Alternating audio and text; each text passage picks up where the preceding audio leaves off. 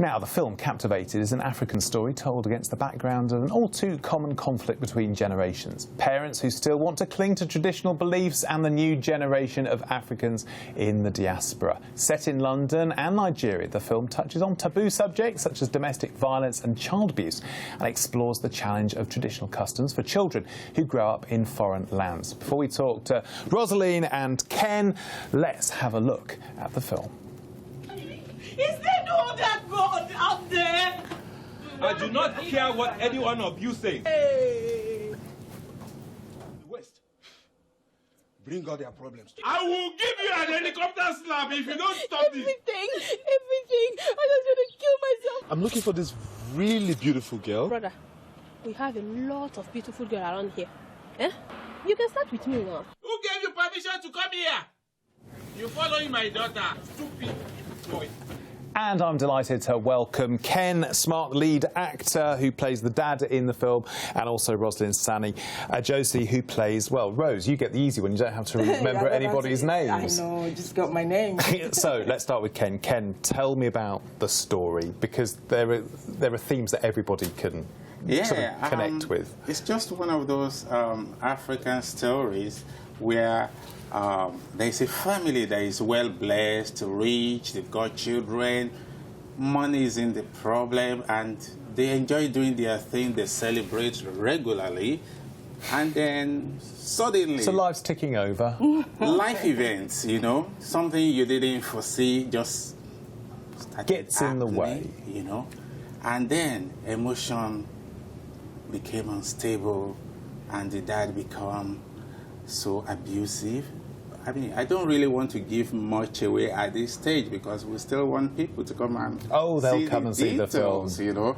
But apart from that, there are also other events which we don't want to say too spiritual, but I think in a way there is a clue in the trailer. Yes, a little bit. Somebody wearing sort of traditional costume and throwing things in the air in the back garden. I think that's what makes it Nollywood, because a tinge of that is always put in our story. A little bit cookie, is that what you mean? It's part of the tradition, so we try not to avoid that. Filming in both Nigeria and London. Yes.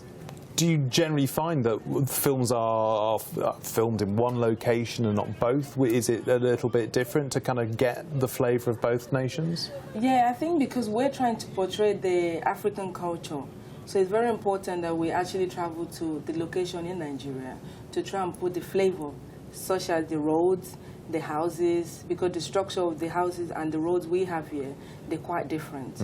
So you really need to get the flavour of Nigeria, the rich African culture. That is why we chose both location, Nigeria and London. Does it also help with the audience, because it appeals to people who go, I recognise that, I recognise that? Yes. I mean, I think for the Nigeria population, because at the end of the day, we still want to make sure this film is screened in Africa. And when people are able to relate to those locations, they embrace it. They think, oh, this is ours, and they accept it. And African culture is very rich. The environment is actually untapped, the resources we have.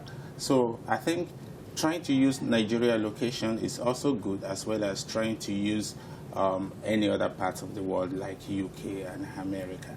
What's the thing with sort of Nollywood, though, that gives it that sense of home video? That you, the viewer, are sat, you're just another member of the family looking in? I think Nollywood, in general, there is nobody that can tell our story better than ourselves. We know we're from Nigeria, we're from Africa. Some of us are born there, so we know the value of our culture. So telling it to people in a different environment such as London, we need to really project it out. Say, okay, I'm showcasing my African culture in a different way, then people will understand you better. Yeah. But is it a case of by doing it that way, it's a very Nollywood way of doing of storytelling? Yes, because there's nobody can tell Nollywood story better than the Nollywood people. It's like putting Hollywood or British films. So I can't Because it's definitely not Hollywood, is it? Exactly. It's not Hollywood. It's not British film. So we need to tell the story the way it is. So that is why Gritty. Yes. And I think we're trying to move away from the home video thing by taking it to the cinema. Because don't forget, in those days, people only watched Nollywood movies in front of the TV. And in the last 10 to 20 years, I think things have changed, and Nollywood is moving in a different direction, a positive way, because now there are a lot of external interest and international interest as well, investing a lot of money in the movie industry in Nigeria. And that's a very positive thing. As much as we do not want to copy Hollywood, we also want something that is going to Be acceptable. acceptable internationally.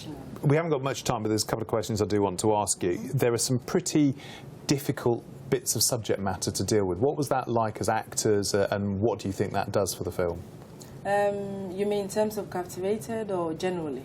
The way you handled it as actors, you know, things like there's sort of abuse and that kind of thing. It's I think pretty tough. About the abuse, we're just telling the story the way it is, which is the truth. And it's a reality because there are so many families who would undergo such a thing. And we are saying that there is a way out because the end of the story actually made us realize that this family was able to go through life events and were able to come out in a positive way. So it's a difficult thing because for me to play a very physically abusive husband, I mean, which is unlike me. I should hope so. That was a difficult one to create this internal aggression. Yeah. You know, it's actually very difficult, and I think for me that's the most challenging part of the filming. But good to see there are still comic moments in there. Yes, and there even you a little bit emotional at times. Exactly, yeah. Although not in that trailer. Good luck to both of you. Great cast in there as well. But Ken Smart and Rosalind Sani. Josie, many thanks for joining us on This Day Live. Thank you. And the premiere is on the 4th of September. Next week. Did Friday. you get that? That's 4th of September. At Lighthouse. Ken and Rosalie, thank you very much. You're watching This Day Live. Take another short break. Do stay with us.